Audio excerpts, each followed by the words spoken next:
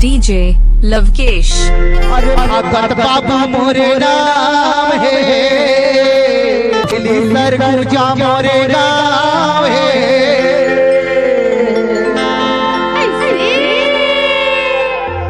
आदिवासी टुराया गोरी। और सुने सुनो ना अभी ले तुम्हारा है। अच्छा ईमान से कई छोरे का भला विश्वास नहीं होई तना। ये धर्म से भैया लाला पूछ ले।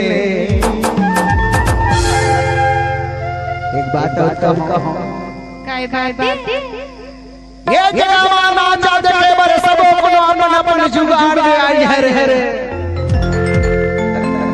जेकर जोड़ी जमर है रे मन अपन जोड़ी जमर वाले आए हैं। और जेकर नहीं है ये मन सेफ्टी का चक्कर में आए हैं। ना चाहता कर ले गई थोरे का माया वाली का हूं माया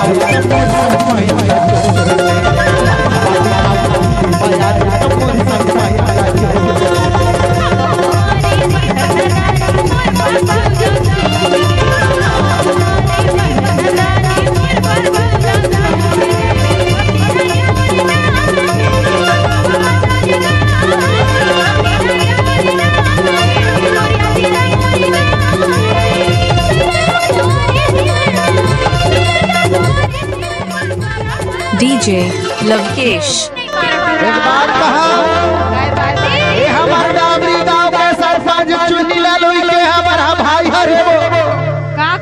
ये गांव के सरपंच बैठे चुनी लालुई के भाई है।